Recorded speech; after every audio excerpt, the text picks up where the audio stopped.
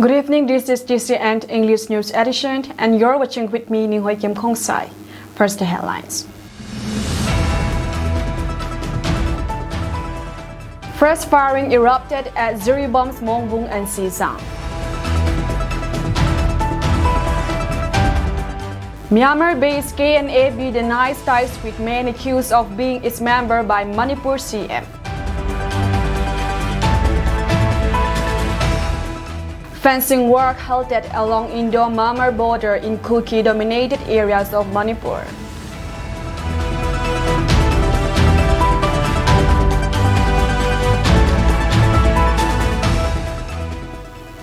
News in detail. Clashes have been reported in Ziribam district, specifically between the Mongbung and Xizang areas, involving the Kuki-Zo community and Meitei insurgents from UNLF and Arambai Tingle, aided by police commando. Fortunately, no casualties have been reported from either side, despite two instances of firing yesterday night and this afternoon. The affected areas, Mongbung and Xizang, are approximately 5 kilometers from Ziribam. Notably, the nearby Muzo village is home to an Assam rifle base which has played a significant role in maintaining security in the region. Following the firing in Mongbung village, security forces conducted operations in Ziribam district. Village volunteers took matters into their own hand, guarding their villages and successfully blocking the Meitei militants from entering.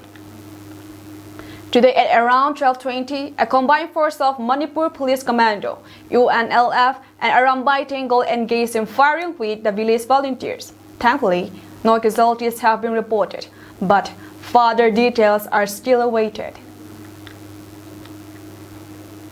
A day after Manipur CM and Biren Singh claimed that a man of Kuki National Army Burmese, KNAB, Thang Liang Kap, was arrested by Assam rifles in the state, the Myanmar-based rebel group on Tuesday rejected the CM's claim. In a statement emailed to DH, KNAB Public City leader Francis Kuki sought to clarify that the outfit has no relationship or knowledge of an individual named as Thang Liang Kap. Claims linking this individual to our organizations are entirely false and baseless, it said.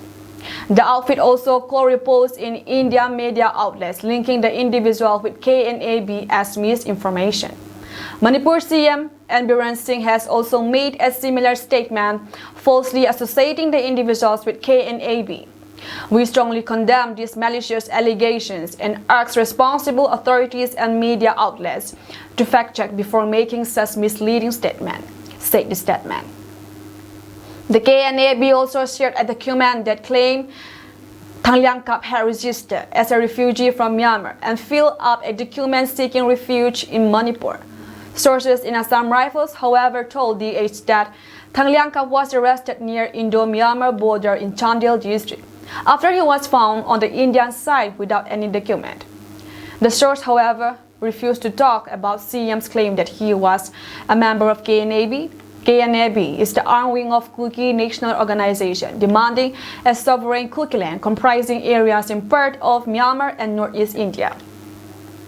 The outfit was initially active in both Myanmar and northeastern region of India, but it renamed its Myanmar wing as KNAB after the Indian faction signed a suspension of operations agreement with the Indian government in 2008. The KNAB have been fighting an armed battle against the Myanmar military, which took over the elected government in 2021. Kuki students' organizations in Manipur on Monday also rejected Singh's claim. It claimed that Thang Liang Kap had registered as a refugee by filling out a pro forma for identifications of migrants or refugees of Myanmar origin entering into Manipur or residing in Manipur due to unstable political situations in Myanmar, just like others who have sought refuge in the state due to current political unrest in Myanmar.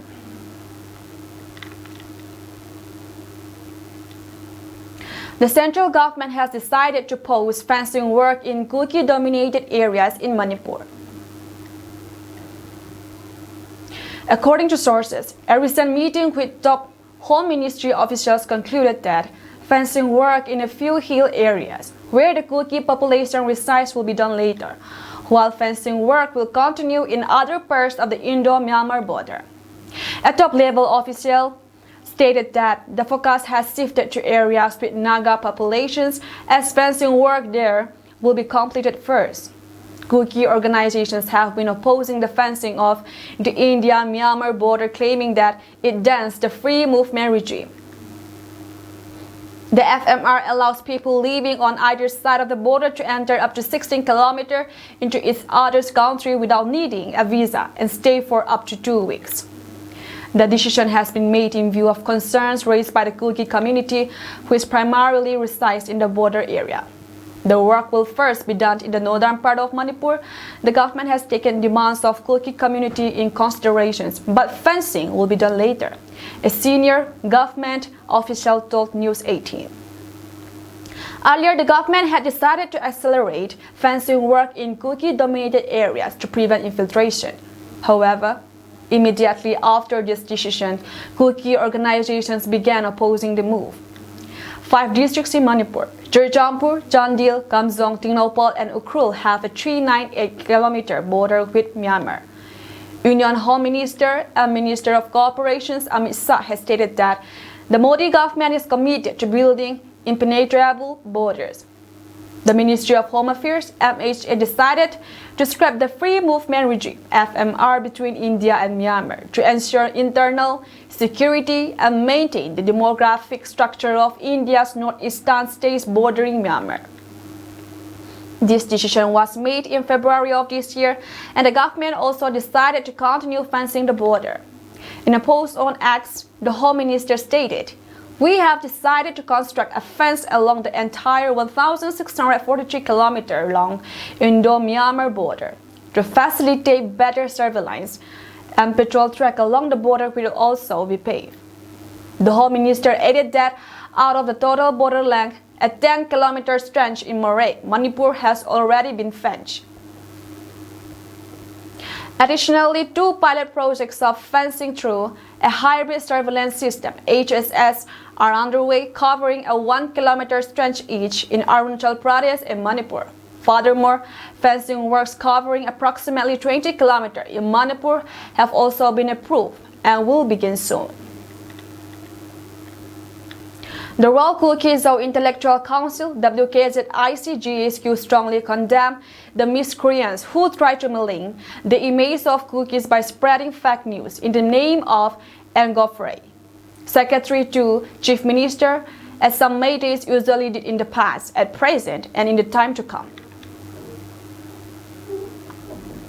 Kuki Zo people believe in karma and the teaching of Jesus Christ in Holy Name, that teaches to love one's enemies, bless those that curse, and do good to them that hate, and pray for those who despitefully use and persecute. Matthew 5:43-44.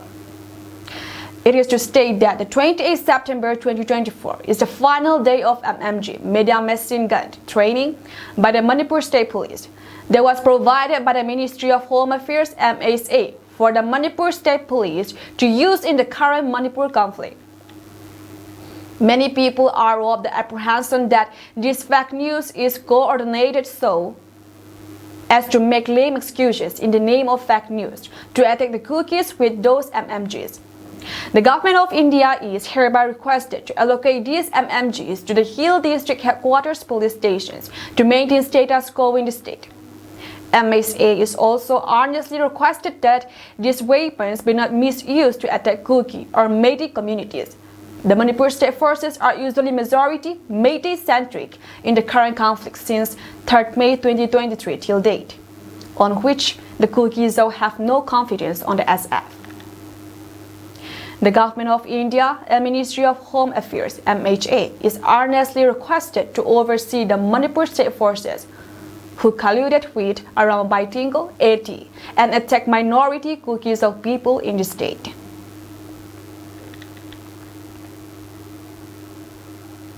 The instructions given to Director General of Police, Manipur, by the Secretary to Chief Minister, Manipur via his UO number 125/2024, CM dated 16 September 2024, regarding an allegations leveled against in the name of Kuki militants for them to launch a coordinated attacks to Meitei villages, likely on 28 September 2024, is completely null and void, and it is absurd of credibility and authenticity in any manner.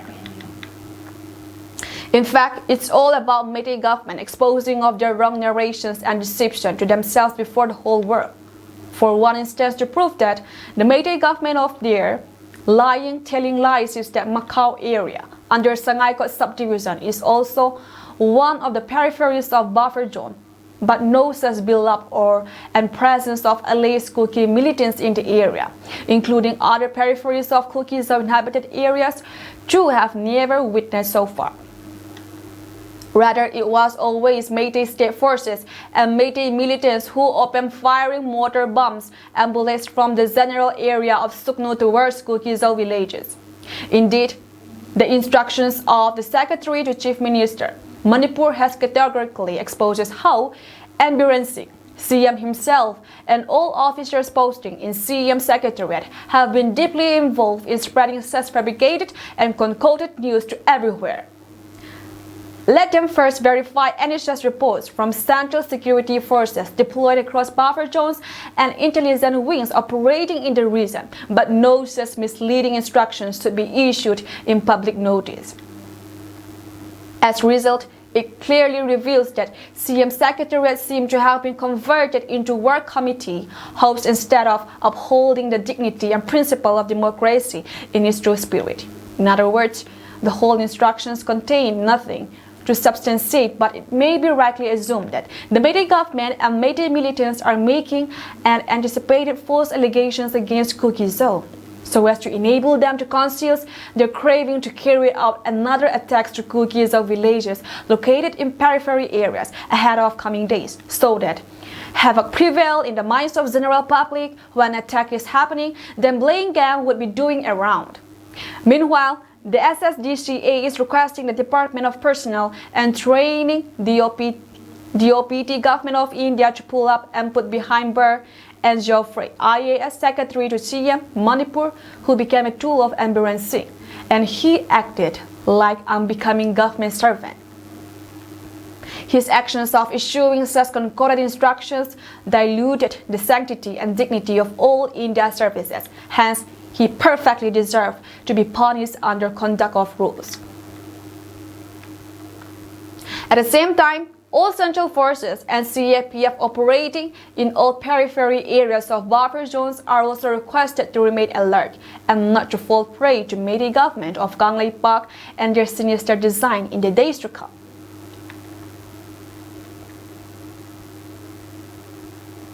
The District Social Workers Association, Chaijampur, writes to Prime Minister of India, South Block, Raisina Hill, New Delhi. Bharat India urging to initiate high-level expert spot inquiry over the 6,000 automatic government weapons looted in the month of May 2023 by the Meitei terrorists. In its letter, the District Social Workers Association, Chaijampur, Manipur, laid down few points that, unlike all the previous chief ministers of Manipur, the present chief minister, Biren Singh, a politician from the majority community, declared war upon the minority community, particularly the Kuki-Zo of Manipur, as a result of which 6,000 automatic weapons of the state government have been looted, and the Arambai Tingle and Meitei Lipun attacked the Kuki-Zo community by using the looted weapons. Thousands of helpless Kuki-Zo displaced and hundreds of their villages were burned and their belongings sandalized by using the state looted weapons. Besides, hundreds of innocent people, including the state government employees, brutally killed, and women of different ages gang raped, beside 2 women and 1 wounded baby were burned alive in an ambulance before reaching the hospital. Another boy named David Thik was beheaded and was posted on the fencing stand that all this happening made by the Arambai Tangle, Meitei Liput, and Meitei terrorists. How and why the concerned Home Department or Chief Minister were still silent without appropriate actions against and allowed the issues to use the looted weapons to use them freely, which is deadly against the law of the land, asked the association. The latter further said that the District Social Workers Association is a peace-loving association deeply concerned why the looted weapons were still used for fighting against the minority Kulkizo community and why the Home Department under Chief Minister is still a silent spectator on the issue. If the government is not taking immediate necessary actions against the looters and the persons concerned who have handed over the weapons to the victims, the minor Kulkizo community shall suffer vigorously, the latter added.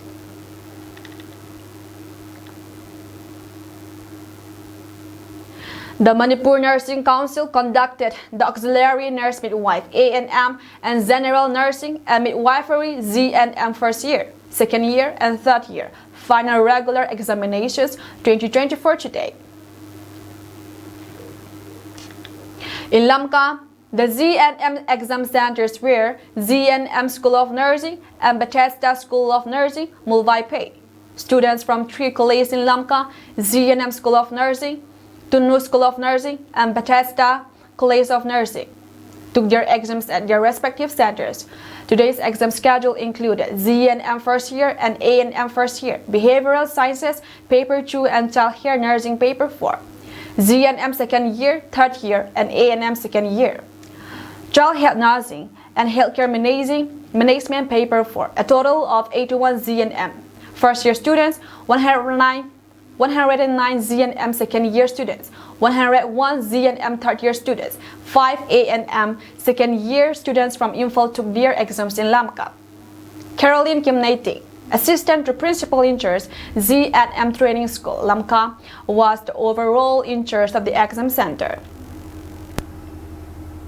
The exam schedule for the remaining days is September 19, ZNM first year Community Health Nursing Paper 4, ZNM second year Medical Surgical Nursing 1, ZNM third year Community Health Nursing 2. September 21, 2024, theory exam concludes.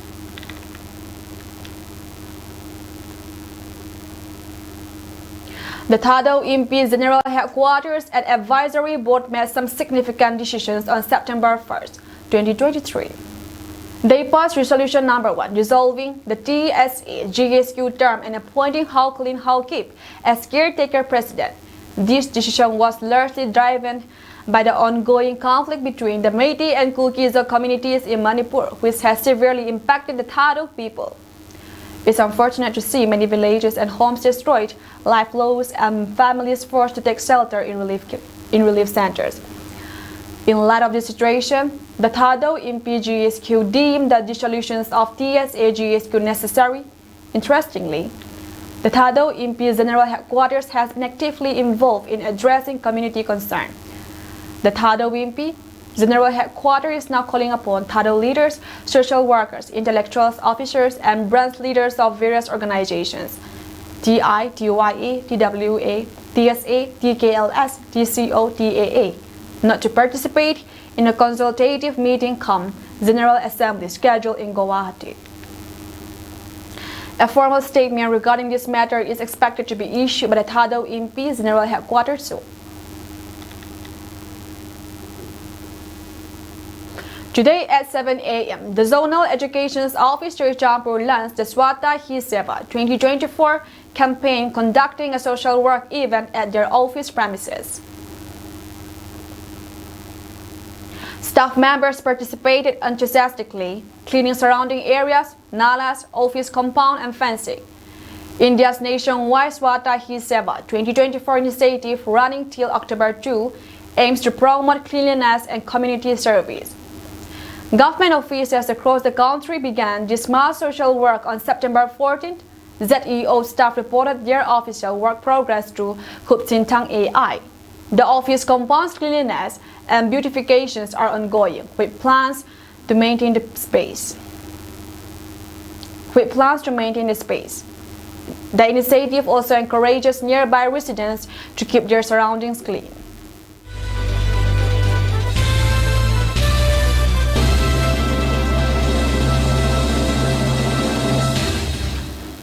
The Supreme Court on Tuesday closed criminal proceedings against army personnel involved in the budget counterinsurgency operations in December 2021, which killed 13 tribals in Nagaland's Mon district, even as the court maintained that if central grants sanctions for their prosecutions, criminal proceedings will be revived. The top court's order came as a relief to 30 army personnel, including a major, on a petitions filed by the wives of 3 officers who questioned the authority of the Nagaland government to initiate criminal proceedings in violations of Section C of the Armed Forces Special Powers Act 1958 AFSPA. Under this law, prior sanction by Center is required to initiate any criminal proceedings against army officers. The Center had rejected the grant of prosecutions sanction against the personnel on February 28, 2023. On Tuesday, the Supreme Court bench of Justices Vikram Nath and P.B. Virao cited this ground alone to allow the petitions filed by Ravi Nagal, Tulsi Devi, and Anjali Gupta. The bench said the proceedings pursuant to the impeachment FIR shall remain closed.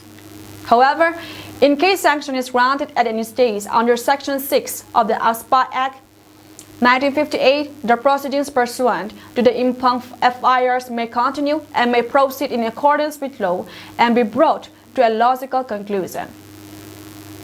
Quashing the proceedings against the accused personnel, the bench said, in view of the specific bar contained in Section 6 of the AFSPA Act 1958, which provides that no prosecution, suit, or other legal proceedings can be instituted except with a previous sanction of the central government with respect to the exercise of any power conferred under the said Act.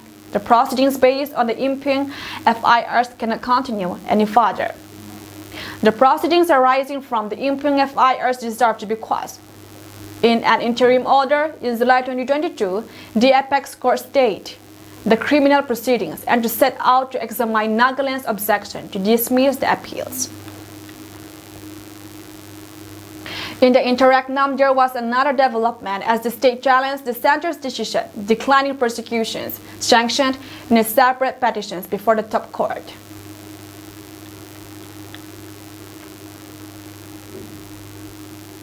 Union Home Minister Amit Shah on Tuesday refused to address the questions of Chief Minister and Biren Singh's resignations over the Manipur violence, asking the reporter to not argue. He further informed that the central government was in the talks for the Métis and the Kukis for lasting peace in the state. Shah was addressing a press conference where he was sharing the success story of the 100 Days of Modi 3.0 when he was asked why the Chief Minister of the violence-torn state was still on the post. Shah retorted saying that you can ask questions but don't argue.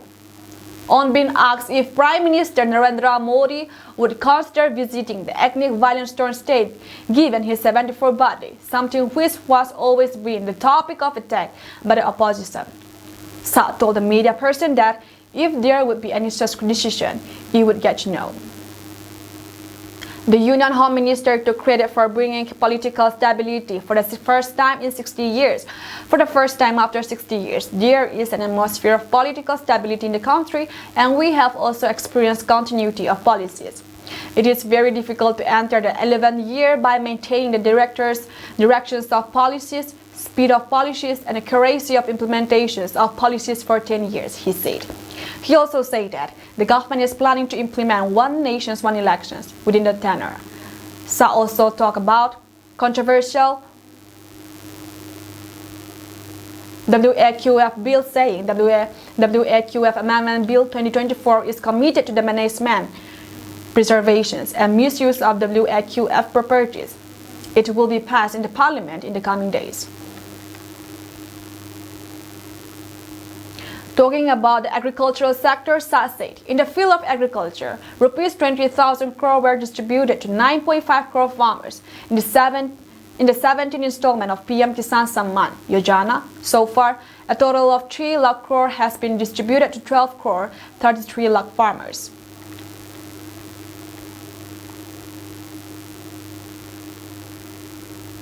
China is constructing a new heliport just 20 kilometers east of the line of actual control, LAC near the sensitive Fistales region in Arunachal Pradesh, raising concerns over potential military activity in the remote area. Located along the Gongri-Gabul-Kul River in Yangtze Prefecture, Tibet Autonomous Region, the heliport could significantly enhance the ability of the Chinese military to move troops and resources quickly to the underdeveloped frontier with India. Satellite imagery from EOS data analytics shows that no constructions existed at the site as of December 1, 2023. However, images from December 31 indicate land clearing, and more recent images from September 16, 2024 show the heliport in an advanced state of construction. Damien Simont, a geospatial intelligence expert, highlighted that the new heliport will allow the People's Liberation Army (PLA) to ramp up intelligence, surveillance, reconnaissance, and troop deployment in a densely forested mountainous region. Indian military sources confirmed that the heliport is indeed military infrastructure and could also serve dual purposes such as civilian movement. The facility, which includes a 600-meter runway, hangars, an apron area for helicopters, and an air traffic control building, significantly boosts China's ability to respond to contingencies and conduct both defensive and offensive operations in the area. The Fistales region, named after the boundary line shape in the area, is a sensitive zone where India and China have differing perceptions of the LAC. Lieutenant General Pravin Bakshi, retired former head of the Indian Army's Eastern Command, expressed concerns about the heliport's potential to a Chinese gray zone warfare and a strategy that falls short of conventional war but involves coercive actions to alter territorial realities. China's heliport constructions coincides with the locations of Jiaokang or dual-use villages along the border with India. These villages, part of China's long-term strategy to assert territorial claims, have led to what led Chief of Defense Staff General Bipin Rawat term salami slicing, wherein small portions of disputed land are gradually taken over. This has been notably visible in Bhutan, where China has occupied areas, including ancestral lands of the royal family, and built townships connected by extensive road networks.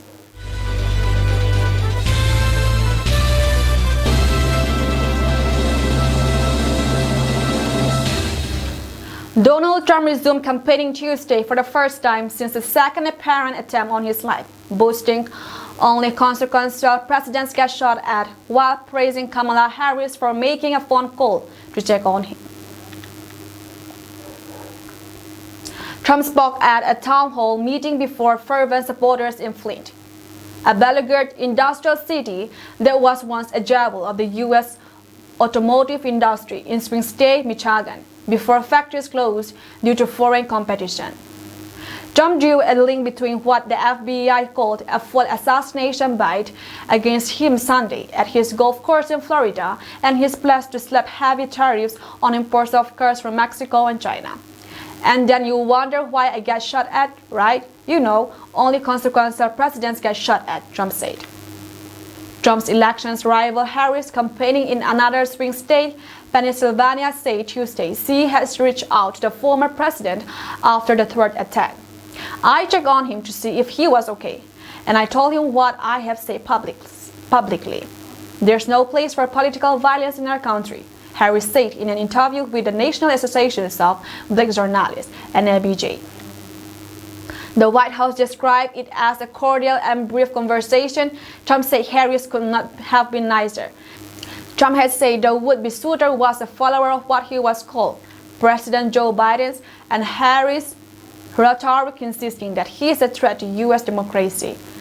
At a town hall meeting, Trump supporters say the fall attack made them support him even more. I believe that they want to kill Trump so that Trump cannot try to make his second term in office, said retired auto worker Donald Owen, 71. North Korea fired an unidentified ballistic missile eastward on Wednesday, according to South Korea's military, as reported by Yonhap news agency. South Korean Joint Chiefs of Staff (JCS) confirmed the launch but provided no additional details, stating that the further analysis is underway. Earlier on September 12, North Korea tested fire a new 600mm multiple rocket launcher, Yonhap News Agency reported, citing state media. In August, North Korean leader Kim Jong-un called for the development and production of more suicide drones to bolster war preparedness amid rising tensions on the Korean peninsula. On August 24, Kim Jong-un oversaw a performance test of various drones, according to Yonhap News Agency. The report, sourced from the Korean Central News Agency (KCNA), detailed Kim's supervision of tests conducted by the Drone Institute of the Academy of Defense Sciences. The drones tested demonstrated the capability to destroy designated targets on land, in the air, and at sea. Kim emphasized the necessity of developing and producing more suicide drones for tactical, infantry, special operations units, and strategic reconnaissance. He also highlighted the importance of incorporating artificial intelligence into drone development. Yonhap published photos from KCNA showing two white suicide drones destroying mock targets resembling K-2 tanks, marking the first public unveiling of such weapons by North Korea.